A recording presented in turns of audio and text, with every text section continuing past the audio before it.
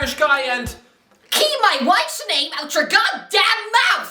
No, actually, I don't actually have a wife. I mean, unless you call the hole in my mattress a wife. Again, no, can't really stick that one on the census form. And that's how we do it. I'm sorry, can anyone really envision this fella slapping anything other than his goddamn teddy bear? Listen, while the world right now is reeling from Will Smith treating comedians the same way Kurt Zuma treats his cat, it just got me thinking, who is the one footballer in every Premier League club that I would not get on with? I mean, apparently joking about a G.I. Jane film from 1997. Oh, apparently that's enough for a famous multi-millionaire to slap you in the teeth. Apparently celebrities actually have very thin skin. So, I guess that means that I'm in trouble. Right, let's go. Arsenal Ben White. Force me and Ben White to go to the cinema. I mean, do it. Give me and him tickets to go and watch Chicken Run 2 while sharing a tub of popcorn and eating a packet of wine gums. I'm pretty sure that's a quick and easy shortcut to ruin both of our evenings. I mean, what do I have in common with Ben White? This is a fella who,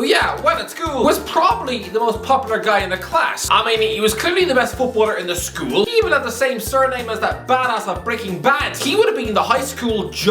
You know, probably even porking the prom queen behind the bins after lunch.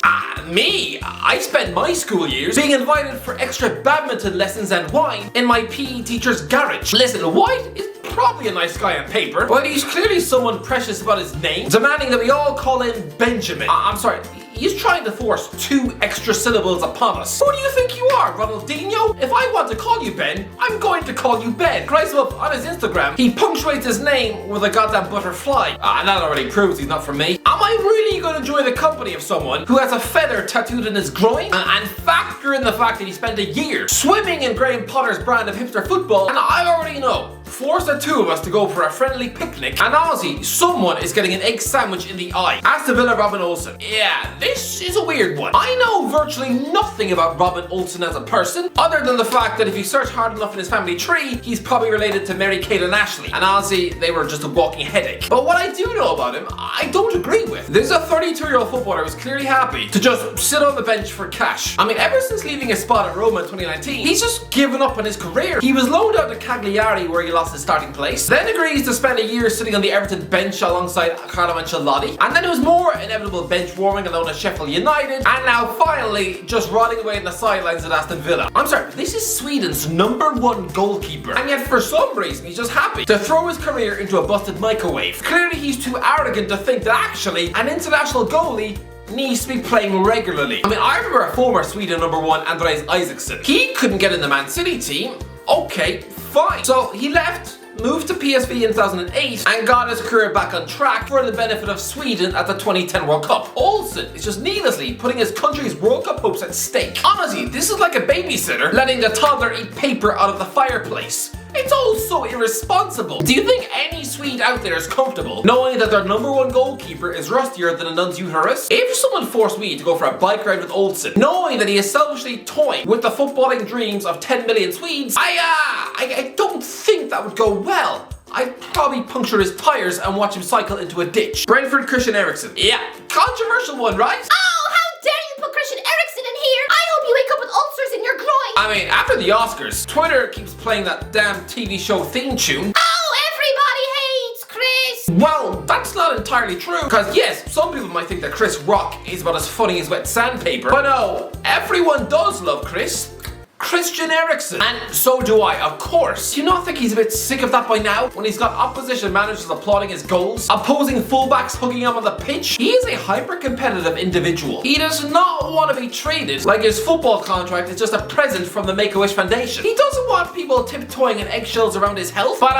yeah, that won't work too well for me then, Chris. Because if I do just forget the miracle reason that we all love you for, then I'm just going to fixate on the fact that you belted in a hat-trick in Dublin in the 2018 World Cup playoff, which honestly broke my heart. We were 1-0 up on aggregate in the second leg. I was dreaming about Ireland and Russia, but then you turn it on and we lose 5-1. Honestly, after the Thierry Henry handball in 2009, that was probably my worst moment in football. And sorry Chris, I wouldn't be able to forget it. Yes, I am that petty. I'll admit it, if we wound up sharing a beer at the local workman's club, I'd probably just feel like biting a chunk of wood off the table. Come on Chris, You destroyed my World Cup. Brighton Solly March. Solly March is Mr. Brighton, isn't he? He's been at the club since 2011 and would probably spend about 3 hours waxing lyrical about how great Graham Potter is. Honestly, I'd just be slipping in a DVD of Pirates of the Caribbean, and honestly, he'd just go off in a passionate monologue about Potter to the point where you'd have to pay him to stop. Honestly, just non-stop utter chat to the point where you're half expecting him to reveal that he's got a cat named Hedwig and a Lego replica of goddamn Hogwarts. Maybe I'm wrong, and maybe Solly March is actually a lot of fun, but I don't know, to me, he seems like another insufferable Potter fanboy. Burnley Phil Bardsley. Phil Bardsley is football's answer to Big Uncle Barry. You know, the type of lad who lives in Wigan and who's the type of guy who you can find down the pub at 10 AM dipping his chicken nugget sandwich into a pint of Tesco vodka. The type of guy who loves Only Fools and Horses and hates Meghan Markle. Bardsley is a Man United Academy product who probably had dreams of becoming the next Gary Neville. Instead, he's an uncompromising footballing orc who wound up with Sunderland, Stoke and Burnley. I mean, this is a man who clearly doesn't care. He knocked out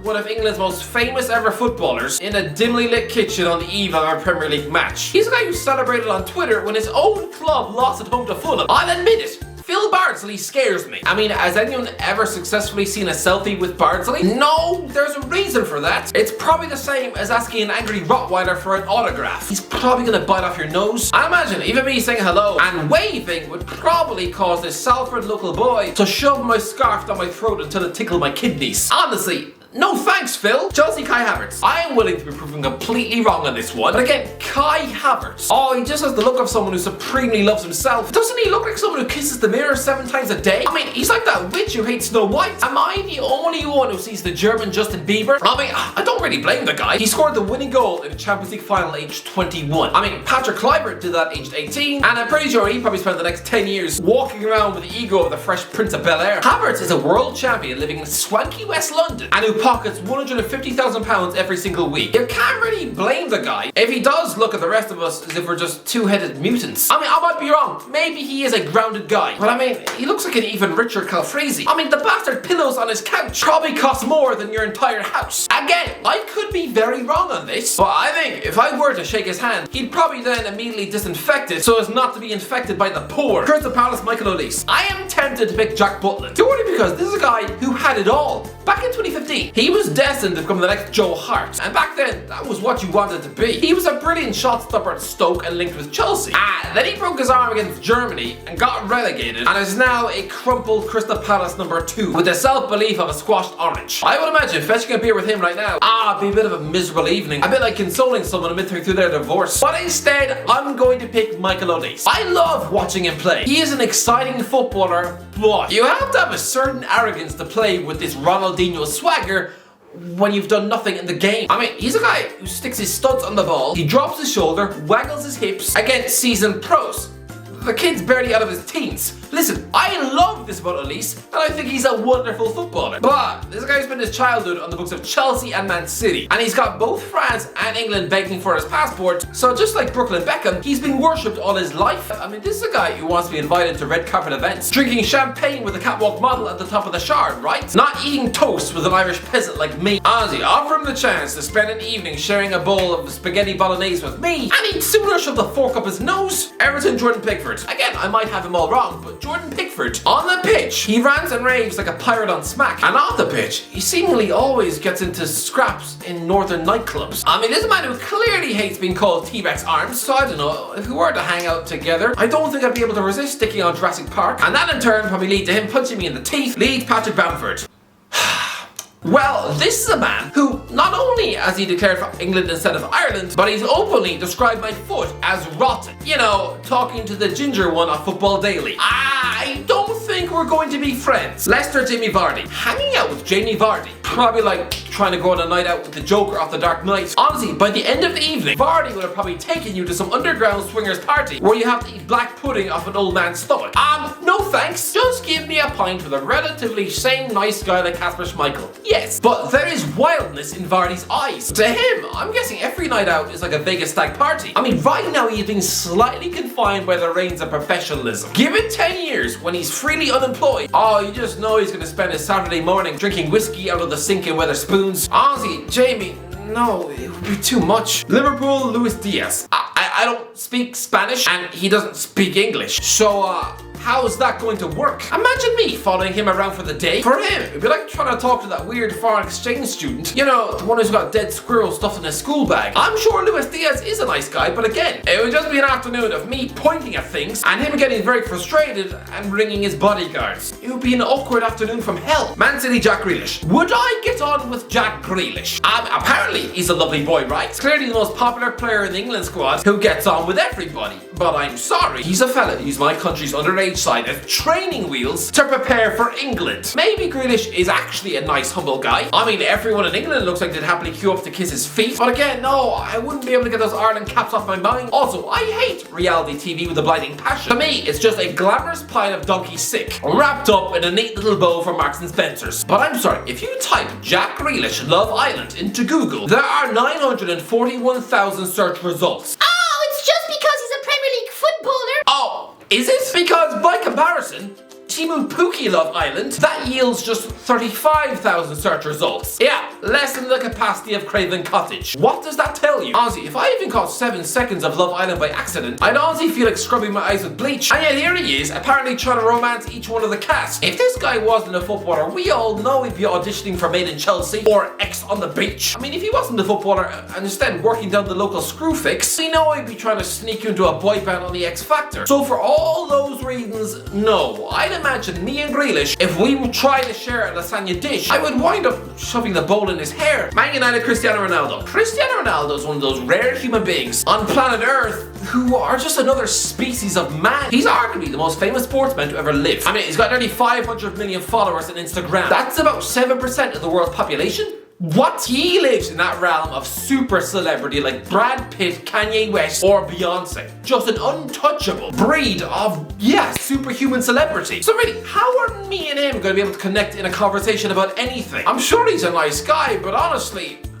no. Newcastle Matt Ritchie. Now is not the time to befriend Matt Ritchie. I mean, normally when this guy's on the pitch, he's like an aggressive little owl, kicking corner flags when he scores a goal. But now that he's mostly stuffed in the stands, oh, I'm guessing he probably feels like ironing his cat. I mean, last season, this guy vented his frustrations by screaming at Steve Bruce. So clearly he had frustrations then, but now he's reunited with Eddie Howe, his former Bournemouth manager, and he'll have seen how Howe has breathed life back into Ryan Fraser every week. But with him, he is just ignoring him. This is the most exciting period in Newcastle's history. And Richie, this is a guy who swapped Premier League football with Bournemouth to dip his feet back into the championship with this club. And this is a guy who helped put Eddie Howe's career on the map, smashing in 31 goals and chipping in with 29 assists to get Bournemouth from League One into the Premier League. He surely feels that both Newcastle and Howe owe him, right? And yet, he hasn't played a single minute of football since before Christmas. He hasn't actually been involved in a Newcastle win since May. That's nearly 11 months. And it gets worse. Ever since he retired from Scotland international duty in 2018, oh, they've since gone to Euro 2020 and are now on the brink of a World Cup. Honestly, he must feel like ripping out his own tongue. I mean, every time he sees Ryan Fraser, he must have to stop himself from impaling him with a corner flag. So yeah, try and become friends with Richie in this sort of foul mood, and it'll be like trying to play battleships with the Tasmanian devil. No, you're just gonna get slapped in the eye. Norwich Max Aarons. Like Richie, I'm guessing Max Aarons is pretty fed up with life. This was supposed to be one of English football's most promising right backs. 2 years ago, he was heavily linked with the switch to Man United. I mean, Christ, with Barcelona were holding transfer talks with Norwich City. Relegation for the Premier League clearly hurt the guy in 2019, but at least he could be comforted by the fact he was going to get a big money move, right? And now he's at 22.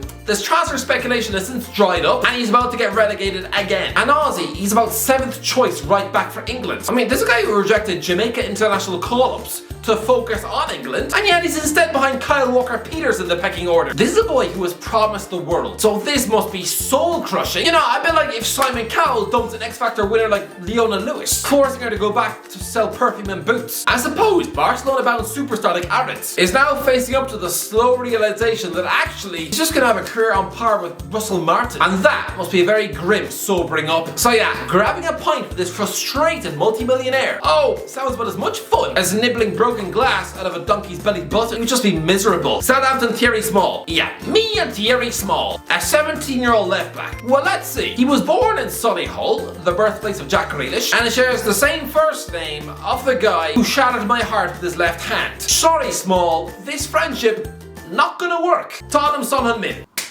Too nice? I mean, I'm sorry, you want a bit of edge in the people that you surround yourself with. What sort of crack are you gonna have with the Korean Ned Flanders? Hanging out with Son. Again, for someone like Will Smith, that sounds like a to-do list from hell. And who could blame him? But yeah, honestly, Son, too nice. Watford Ben Foster. I met Ben Foster very briefly at the hashtag United 24-hour match. I'm guessing after I did a 28-minute video roast on him and his channel, I'm guessing now he'd gladly stick my head in a lawnmower. West Ham Kurt Zuma. He kicked a cat. No thanks. This isn't an episode of Tom and Jerry. No, Kurt, I don't want to go for dinner with you. Wolves Keanu Hoover. Oh, Keanu Hoover, that former Liverpool wonder kid. A bit like Robin Olsen. Bruno Lage has recently come out and said this about the Dutch defender. I don't waste my time with guys who don't work hard.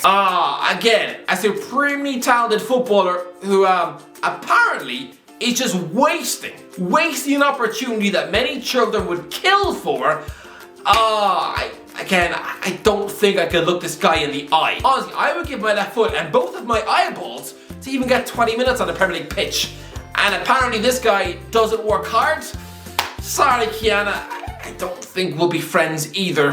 Anyway, that's what do you think, right? Let me know in the comment section below. Put down below what footballer would you not get on with. Let me know in the comment section below. If you enjoyed the video, don't forget to subscribe as always. I'll talk to you in a while.